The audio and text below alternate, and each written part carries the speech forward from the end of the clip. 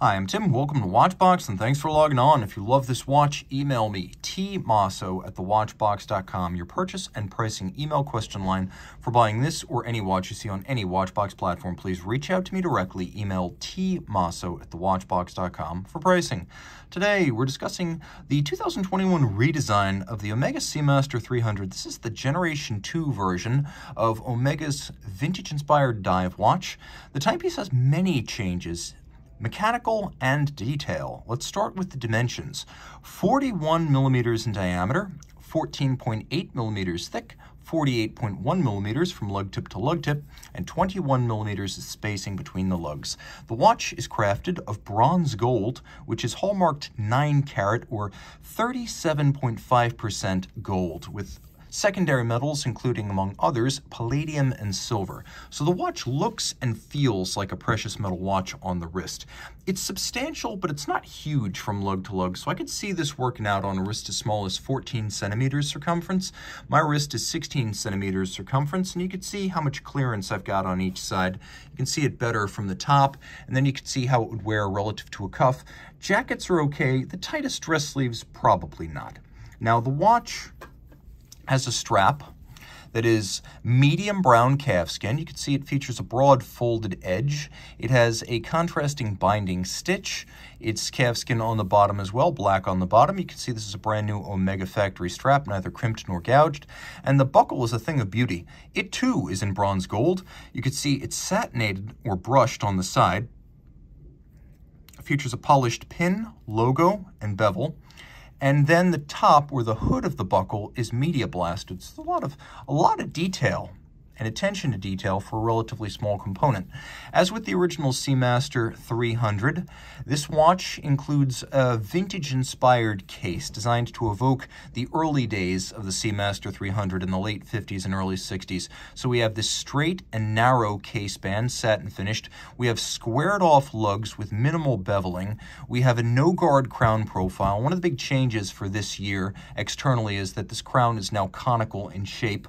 Other changes, physical and aesthetic, start with the bezel. Now, it's important to remember that the standard steel version of this watch features a bezel insert that is aluminum, but the bronze gold version we have here uses a ceramic bezel insert for greater scratch resistance.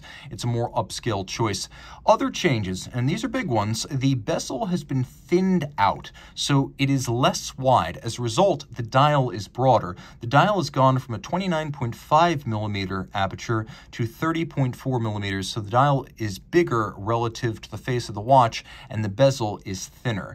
We also have less printing on the dial. It doesn't tell you all about its chronometer status. You don't need to know that. Everything that amounts to advertising is printed on the back of the watch, so that the dial can now simply say Omega and Seamaster 300, and those are changed and rearranged in some regards. We have a deeper sandwich style cut to this dial, so we have these stenciled numerals and indices with a loom underneath them. That's another change on this version of the watch. We also have a more dramatically domed box section sapphire that's designed to read visually like a vintage plexiglass. You can also see a difference between the steel version of this Gen 2 Seamaster 300 and the bronze gold is that the steel version has a lollipop seconds hand. This one has an arrow index that's a little bit more conventional. Now, the watch does have a 120 click unidirectional dive bezel. You can't turn it backwards.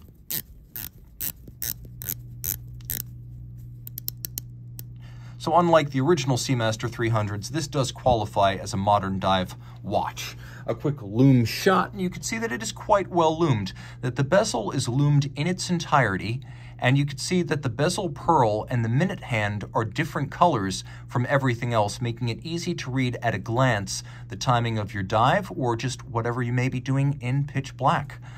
The watch has a wonderful bezel feel, too.